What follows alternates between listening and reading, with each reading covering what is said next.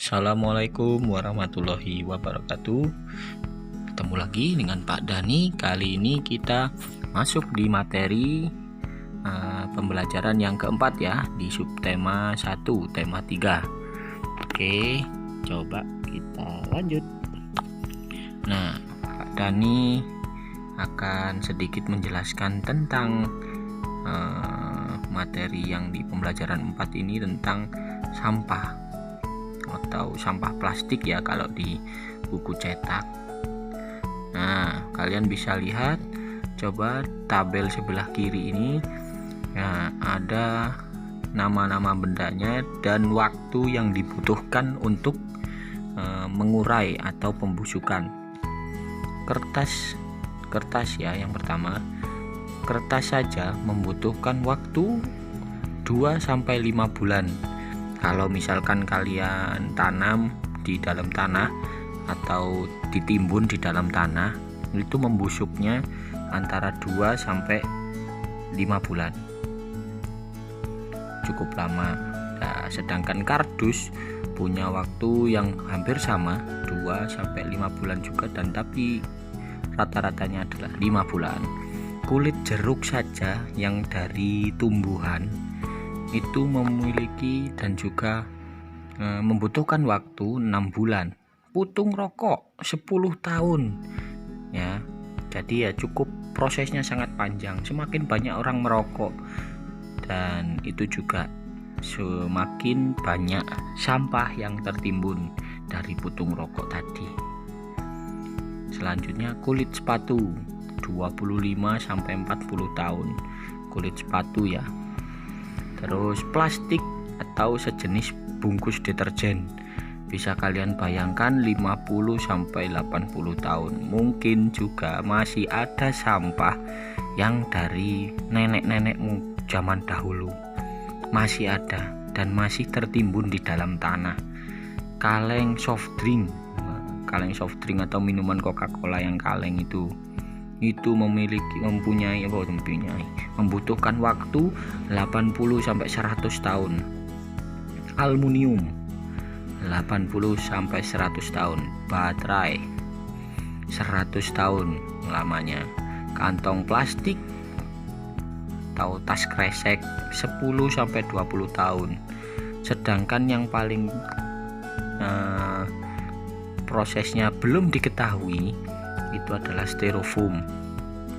Kalian pasti sering makan atau membeli makanan menggunakan yang ditempatkan oleh penjualnya adalah menggunakan styrofoam. Itu tidak tahu kejelasannya membutuhkan waktu berapa lama ya untuk penguraiannya atau pembusukannya. Oke, coba kita lanjut ya. Nah, dari mana sih hasil plastik ini? Coba kita lihat yang dari gambar di atas ya, atau di sebelah kiri kalian, asal usul plastik. Yang pertama adalah di mana plastik ini berasal dari minyak bumi, yang berasal dari ekstraksi minyak bumi yang ditambang minyak yang ada di tengah lautan, yang dikirim melalui perahu-perahu besar ke pabrik pengolahan minyak bumi. Setelah minyak bumi, nah itu semua akan dikirim, setelah diolah, dikirim ke produksi palet-palet plastik. Setelah minyaknya itu diolah, dibedakan menjadi beberapa bagian, nanti baru diproduksi oleh palet-palet plastik dan menjadi sebuah butir-butir. Jadi menjadi seperti mutiara, butir-butir kecil-kecil atau kelereng-kelereng yang kecil, hampir seperti butiran pasir. Dan itu nanti dikirim lagi oleh pabrik produksi palet plastik ke pencetakan plastik-plastik, di mana oleh pabrik pencetak plastik ini dibentuk menjadi produk-produk plastik yang kalian tahu itu juga ya. Pasti banyak sekali barang-barang plastik yang ada di rumahmu, betul kan? Nah, menjadi setelah itu Setelah selesai diproduksi, lanjut didistribusikan atau dipasarkan ke marketplace atau pasar-pasar atau toko-toko yang ada di dekatmu. Setelah itu kalian konsumsi atau kalian beli. Oh, bagus ini barangnya dan bla bla bla, banyak sekali. Setelah itu kalau sudah usang atau sudah aus atau sudah lama, pasti yang jelas dibuang. Oke, seperti itu. Itu adalah the journey of plastic. Kalian juga wajib mengetahuinya. Dan dari sini yang jelas sampah plastik ini sangat banyak manfaatnya dan juga cukup banyak juga kerugiannya ya. Coba kita lihat. Nah, kalau dari sisi perairan, kalian bisa lihat di sini ada beberapa contoh dan juga bahayanya sampah plastik bagi kehidupan di laut atau di air. Coba di sebelah kanan ini bahaya sampah plastik laut. Yang pertama, jumlahnya yang sangat-sangat terus bertambah, 8 ton per tahun. Sangat banyak sekali itu ya.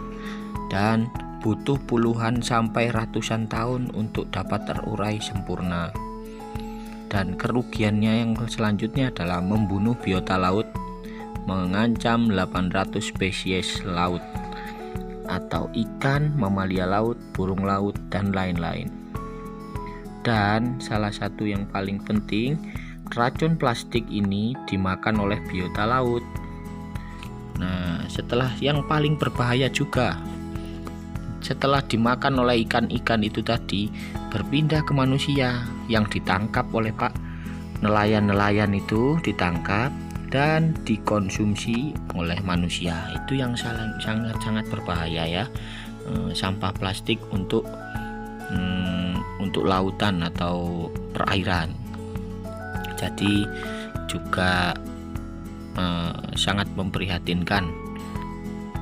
Selanjutnya, dan ini adalah bahaya plastik untuk daratan.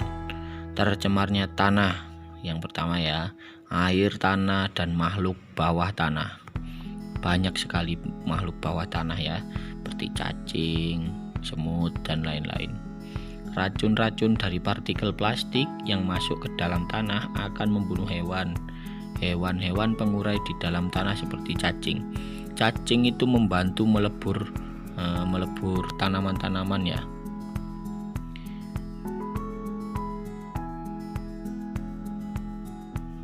Bahaya plastik untuk daratan.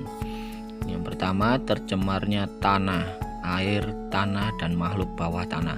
Racun dari partikel plastik yang masuk ke dalam tanah akan membunuh hewan-hewan pengurai di dalam tanah seperti cacing.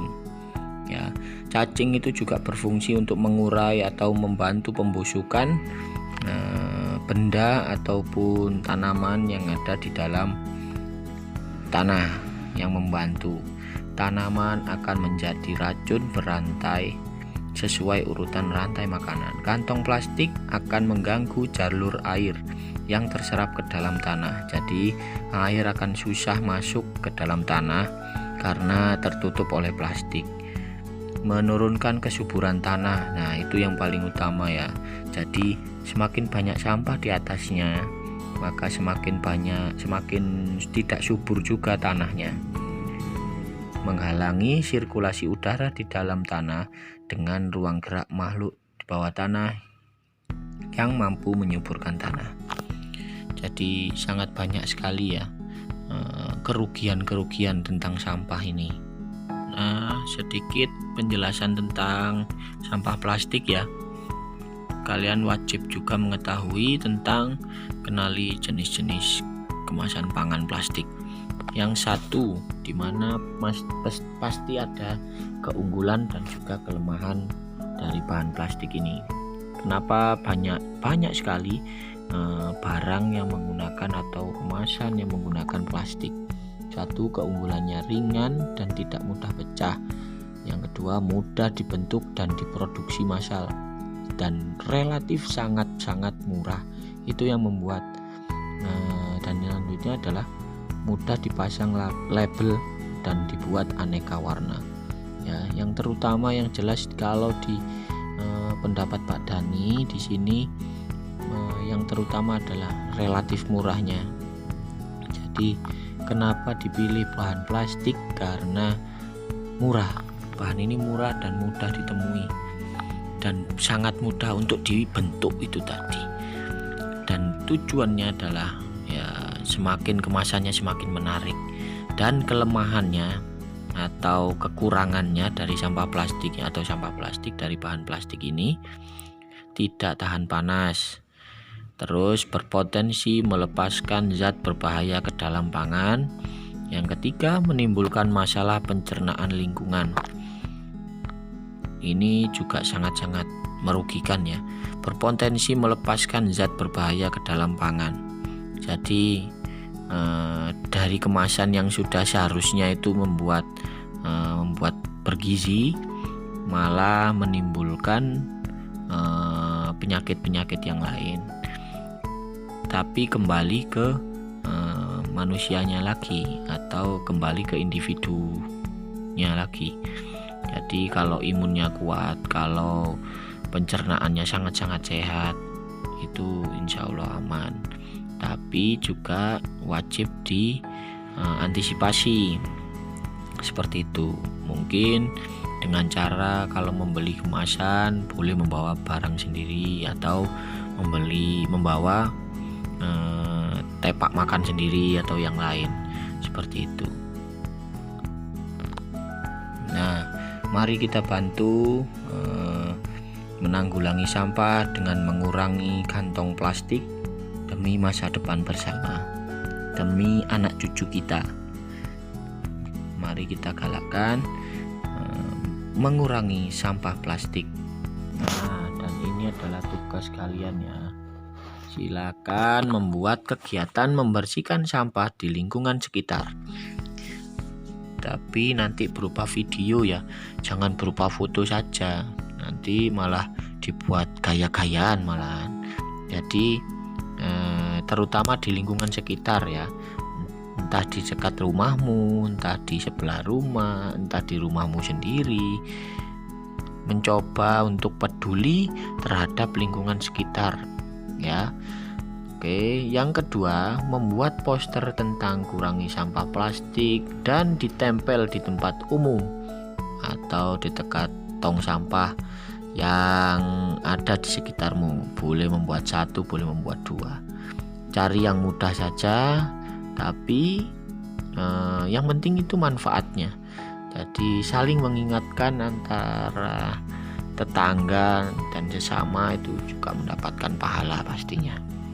Dan yang ketiga, menulis ulang tentang bahaya sampah di air dan di darat tadi.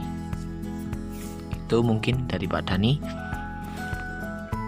Oke, sekian, terima kasih untuk materi kita kali ini di pembelajaran yang keempat.